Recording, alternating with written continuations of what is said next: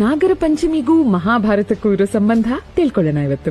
ಶ್ರಾವಣ ಮಾಸದ ಶುಕ್ಲ ಪಕ್ಷದ ಪಂಚಮಿಯನ್ನ ನಾಗರ ಪಂಚಮಿಯಾಗಿ ಆಚರಿಸೋದು ವಾಡಿಕೆ. ಅಭಿಮನ್ಯು ಹಾಗೂ ಉತ್ತರೆಯ ಮಗನಾದ ಪರೀಕ್ಷಿತ್ ಅರ್ಜುನನ ಮೊಮ್ಮಗ. ಈತನಿಗೆ ಶಮೀಕ ಋಷಿಯ ಪುತ್ರ ಶೃಂಗ ಇವರಿಂದ ಒಂದು ಶಾಪ. ಅದೇನಂದ್ರೆ ಇಂದಿನಿಂದ 7 ದಿನಕ್ಕೆ ನೀನು ಇದೇ ಸರ್ಪದಿಂದಲೇ ಸಾವನ್ನಪ್ತೀಯಾ ಅಂತ. ಈ ಶಾಪದಿಂದಾಗಿ ಪರೀಕ್ಷಿತ್ ರಾಜ ತಕ್ಷಕ ಸರ್ಪದಿಂದ ಸಾವನ್ನಪ್ತಾನೆ. ನಂತರ ಪರೀಕ್ಷಿತನ ಮಗ ಜನಮೇಜಯ ಇಂದಿನಿಂದ 1 ವಾರದಲ್ಲಿ ನಾನು ನಿನ್ನ ಇಡೀ ಸಂತತಿಯನ್ನ ಕೊಲ್ತೀನಿ ಅಂತ ಶಪಥ ಮಾಡ್ತಾನೆ. ಇದು ತಂದೆ ಸಾವಿಗೆ ಪ್ರತೀಕಾರವಾಗಿ ಜನಮೇಜಯ ಸರ್ಪಶಾಸ್ತ್ರ ಯಜ್ಞ ಅನ್ನೋ ಒಂದು ಯಜ್ಞವನ್ನ ಪ್ರಾರಂಭಿಸ್ತಾನೆ. ಈ ಯಜ್ಞದ ಮೂಲಕ ಬ್ರಹ್ಮಾಂಡದ ಒಂದೊಂದು ಸರ್ಪವೂ ಬಂದು ಹವನ ಕುಂಡದ ಒಳಗೆ ಬಿದ್ದು ಅಗ್ನಿಗೆ ಆಹುತಿಯಾಗುತ್ತೆ. ಆದ್ರೆ ಒಂದೇ ಒಂದು ಸರ್ಪ ಮಾತ್ರ ಹೋಮಕುಂಡದ ಒಳಗೆ ಬೀಳದೆ ಸೂರ್ಯನ ರಥಕ್ಕೆ ಸುತ್ತಕೊಂಡು ಅಲ್ಲೇ ಒದ್ದಾಡ್ತಾ ಇರುತ್ತೆ. ಹೋಮ ಮತ್ತು ಮಂತ್ರಗಳ ಶಕ್ತಿ ಎಷ್ಟಿತ್ತು ಅಂದ್ರೆ ಈ ಸರ್ಪವನ್ನ ಹೋಮಕುಂಡದ ಒಳಗೆ ಎಳ್ಕೊಳ್ಳೋದಕ್ಕೆ ಪ್ರಾರಂಭ ಮಾಡುತ್ತೆ. ಸೂರ್ಯನ ರಥವೂ ಹೋಮಕುಂಡದ ಕಡೆ ಹೋಗೋದಕ್ಕೆ ಶುರುವಾಗುತ್ತೆ.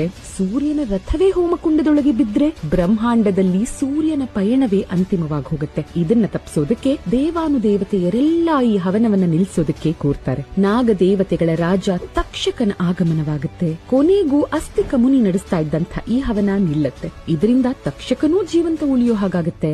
ನಾಗ ಸಂತತಿಯೂ ಉಳಿಯುತ್ತೆ. ಇಲ್ಲದಿದ್ರೆ ನಾಗ ಸಂತತಿಯನ್ನೇ ಈ ಹವನ ಬಲಿ ತಗೊಳ್ತಿತ್ತು. ಹೀಗೆ ತಕ್ಷಕ ಮತ್ತು ನಾಗ ಸಂತತಿ ಉಳಿದ ದಿನವನ್ನೇ ನಾವು ನಾಗರ ಪಂಚಮಿ ಅಂತ ಆಚರಿಸೋದು.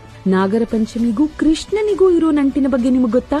ಭಾಗವತದಲ್ಲಿ ಇದರ ಉಲ್ಲೇಖ ಇದೆ. ಶ್ರೀಕೃಷ್ಣ ತನ್ನ ಗೆಳೆಯರೊಂದಿಗೆ ಯಮುನಾ ನದಿ ತೀರದಲ್ಲಿ ಆಡ್ತಾ ಇದ್ದಾಗ ಚೆಂಡನ್ನ ಎತ್ಕೊಳ್ಳೋದಕ್ಕೆ ಹೋದಂತಹ ಕೃಷ್ಣ ಜಾರಿ ನದಿಯಲ್ಲಿ ಬೀಳ್ತಾನೆ. ಕಾಳಿಯ ಅನ್ನೋ ಭಯಾನಕ ಸರ್ಪ ಆಗ ಆತನ ಮೇಲೆ ಆಕ್ರಮಣ ಮಾಡುತ್ತೆ.